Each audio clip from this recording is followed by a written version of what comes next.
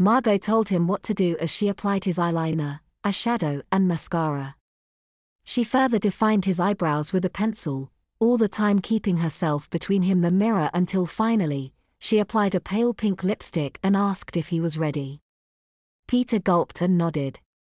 Margot removed the pink plastic shawl from around his shoulders and moved to one side. Peter was speechless as he observed every detail.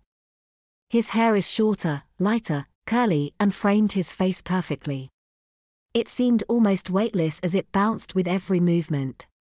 His skin was like porcelain with pale pink lips, his eyes looked bright and wide, his lashes long and dark, his brows like pencil lines. "Well, what do you think?" his mother asked.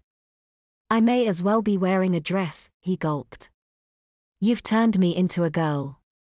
"Who needs a dress?" his mother grinned. "Plus, the dresses I like to put you in aren't really suitable for a job interview." "Mum, I understand what you're doing, teaching me a lesson, but you're seriously not going to make me go like this." "I've already told you, Peter, they're expecting a feminized boy, and you're far more presentable now than you were when you arrived," his mother replied.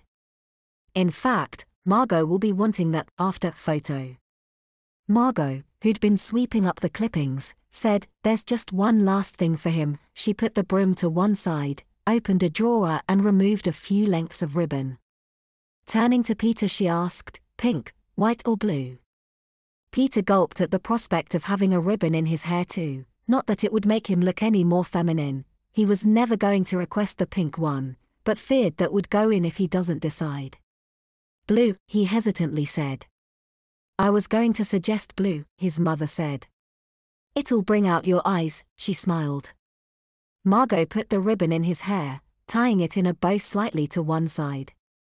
She arranged his hair around it, perfected the bow and trimmed the ends into snake tongues before securing it with a couple of hairpins. Then she took his photograph. "It's got to be my best before and after," Margot said, passing Heather the camera. "What a transformation," Heather gushed.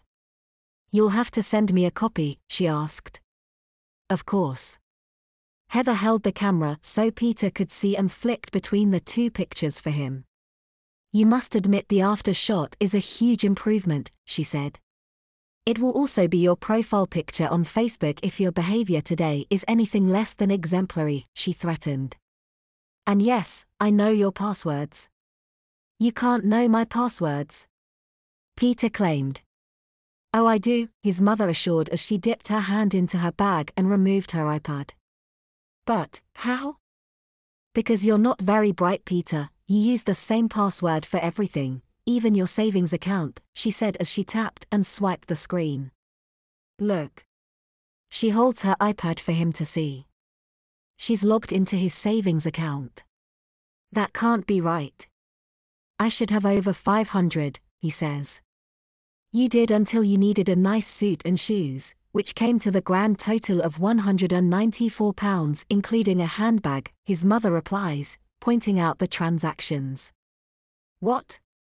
Quality doesn't come cheap, Peter," his mother grins.